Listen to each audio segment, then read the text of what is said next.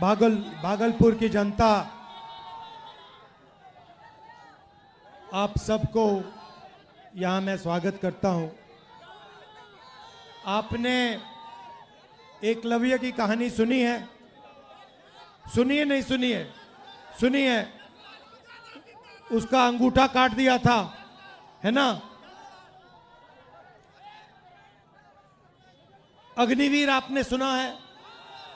सुना है? अच्छा, अग्निवीर आपको अच्छा लगता है? तो आज जब मैं यात्रा पे निकला, मुझे रास्ते पे अमरनाथ अग्निवीर मिले। जरा खड़े होना अमरनाथ। ये देखिए, ये अमरनाथ है, ये अग्निवीर था, ठीक है। अब मैं, अच्छा ठहर जाओ, मगर ये मैं पहले इसकी बात बताता हूं, फिर आपकी बताएंगे। तो ये अग्निवीर था। नहीं, खड़े रहो भैया। अब एक काम करो अमरनाथ, अपना हाथ दिखाओ, दूसरा वाला जहां कटा है, जहां चोट लगी है। हाँ, ये वाला दिखाओ, ये दिखाओ, ठीक से दिखाओ। ये है नरेंद्र मोदी का काम। अब आप पूछो क्या, ये आपको बताएंगे।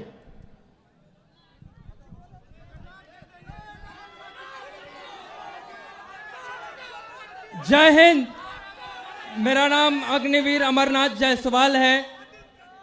मेरी पोस्टिंग मीडियम रेजिमेंट में हुआ और पोखरण फील्ड फायरिंग रेंज में सेना का काम करते समय मेरा हाथ ब्लास्ट कर गया। अगर फोर्स मेरी तरफ होता तो शायद आज इस दुनिया में मैं नहीं रहता, लेकिन बारूद का प्रेशर मेरी तरफ ना हो के अपोजिट साइड था और मैं सुरक्षित बच गया। पर मेरे हाथ का एक उंगली काटना पड़ा और इस हाथ की सारे नसें कमजोर पड़ चुकी हैं। ये अग्निवीर में जाने के बाद 2 साल सर्विस करने के बाद मुझे वापस घर भेज दिया गया। मैं पूछूं मेरी गलती क्या थी? मेरे लिए भी वही पीतल की गोलियां होती हैं जो परमानेंट सिपाहियों के लिए। आप अपने देश के दुश्मनों से कहना कि वो हमारे लिए बारूद बदल दें, गोलियां बदल दें, क्योंकि आपने सेना बदल दी।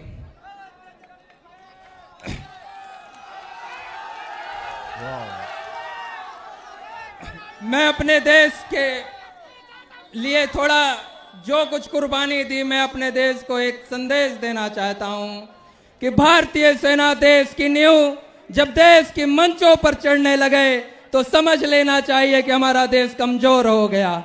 और देश के प्रधानमंत्री को एक संकेत करना चाहता हूं कि आपके सचिव ने, आपके विशेष सलाहकार ने आपको यह सलाह नहीं दिया कि पागल, सेना और शेर नहीं छेड़े जाते, क्योंकि ये पलटवार करते हैं।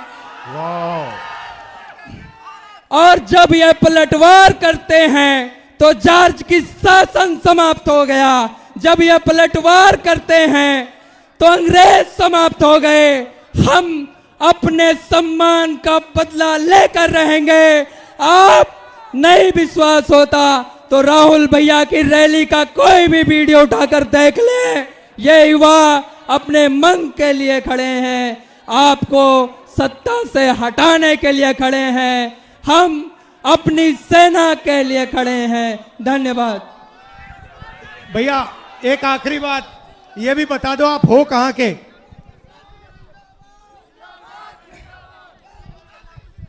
मैं अयोध्या निवासी हूं। हम अयोध्यावासी अपने मर्यादा पुरुषोत्तम भगवान श्री राम को भैया कहकर संबोधित करते हैं। मैं अयोध्यावासियों को एक संदेश देना चाहता हूं कि हमारे भैया भगवान श्री राम अयोध्या में हैं या नहीं, लेकिन वर्तमान समय में एक हमारा भाई, हमारा भैया दिल्ली में है जो हमारी बातों को सुनता है। साथियों, धन्यवाद।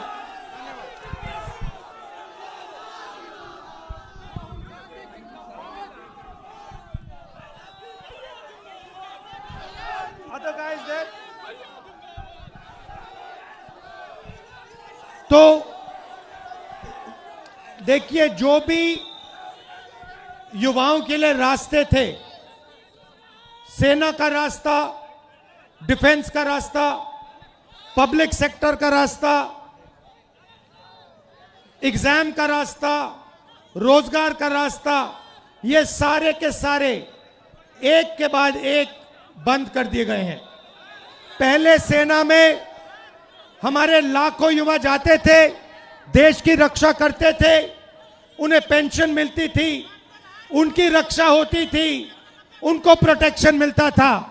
आज एक अग्निवीर का हाथ चला गया है, मगर उसको कोई मदद नहीं की जा रही है, उसे परे करके हटाकर लात मारकर घर भेज दिया गया है।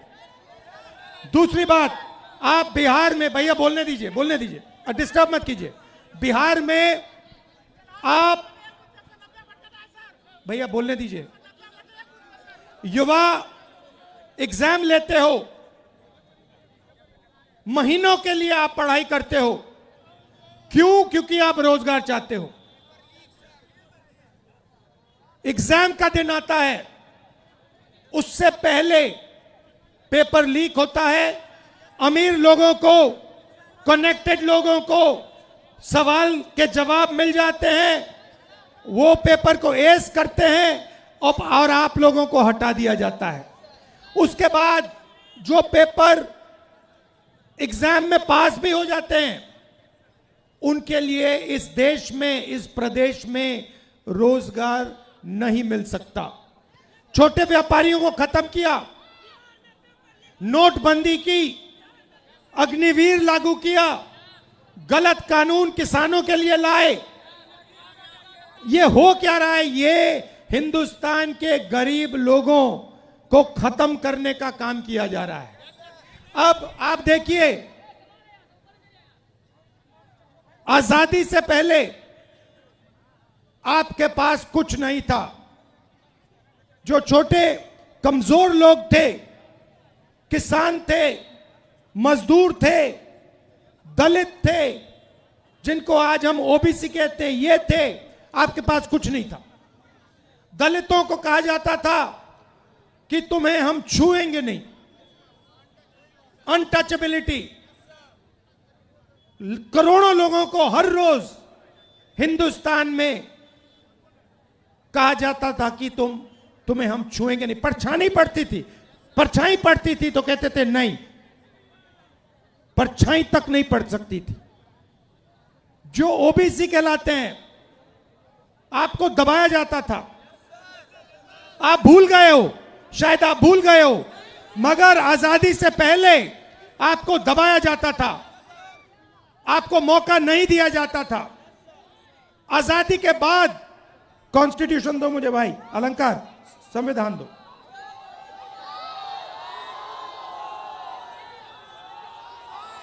आजादी के बाद ये आया, ये संविधान आया, और इसमें लिखा है कि हिंदुस्तान के सब लोग एक जैसे हैं।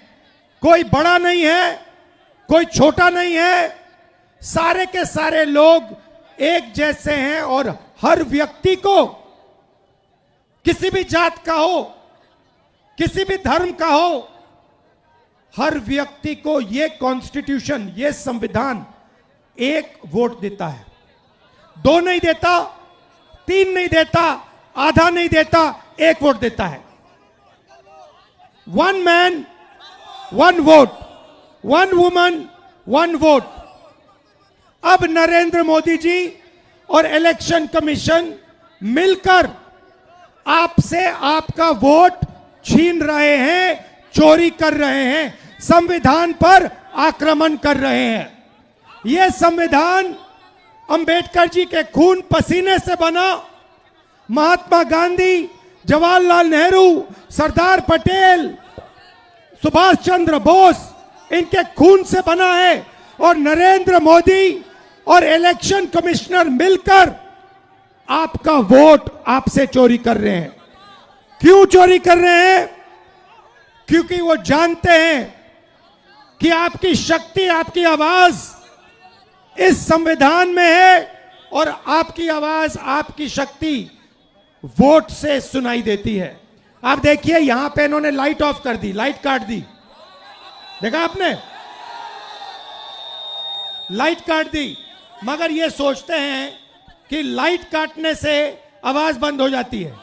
आवाज नहीं बंद होती, आवाज अंधेरे में सुनाई देती है। और इसीलिए ये आपकी आवाज को बंद करने की कोशिश कर रहे हैं, कह रहे हैं कि भैया आपका जो हक है, जो वोट है, वो आपसे ले लेंगे। महाराष्ट्र में चोरी किया, हरियाणा में चोरी किया, कर्नाटक में चोरी किया, अब बिहार आए हैं और बिहार में इस यात्रा ने इनको मैसेज दिया है, भागलपुर ने, गया ने, पटना देगा कि बिहार में एक वोट चोरी नहीं होने देंगे, एक वोट चोरी नहीं होने देंगे। आज मेरे पास एक व्यक्ति आया, मुझे वोटर कार्ड दिखाता है, कहता है राहुल जी मैंने लोकसभा चुनाव में वोट किया है, मैंने लोकसभा चुनाव में वोट किया है और अब इलेक्शन कमीशन मुझे कह रहा है कि मेरा वोट काटा जा रहा है। मुझसे पूछ रहे हैं वो मेरा वोट क्यों काटा। मैंने उनसे पूछा भैया आपका नाम क्या है, नाम क्या है, नाम बताया। फिर मैंने कहा कौन सी पार्टी के लिए वोट करते हो, कहता कांग्रेस पार्टी। मैंने कहा समझ गए बात, क्यों काटा है आपका वोट, क्योंकि आप कांग्रेस पार्टी को वोट देते हो, आप आरजेडी को वोट देते हो, आप वीआईपी को वोट देते हो, आप सीपीआईएमएल को वोट देते हो, इसलिए आपका वोट काटा जा रहा है। सीधी सी बात है। तो मैसेज एक है, वोट चोर गद्दी छोड़, वोट चोर गद्दी छोड़, वोट चोर गद्दी छोड़। और अब वोट चोर महाराज बिहार आए, आज गया गए, गया गए और कहते हैं एसआईआर की बात करते हैं। भाइयों और बहनों,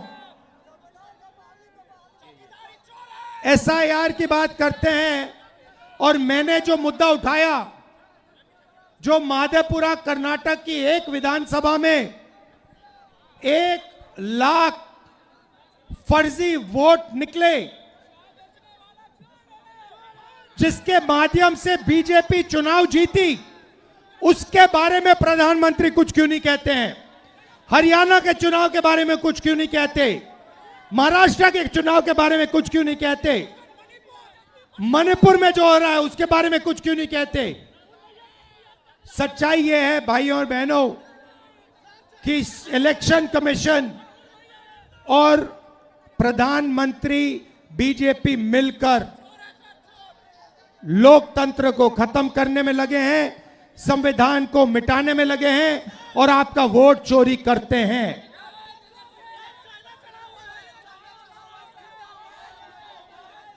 भाइयों बहनों, आपने इस यात्रा में भाग लिया, इतनी शक्ति आपने, बिहार की युवा शक्ति आपने इस यात्रा में डाली, बारिश में, धूप में आप आए, आप हमारे साथ खड़े हुए, इसके लिए दिल से आपको धन्यवाद करता हूं। नमस्कार, जय हिंद, जय बिहार।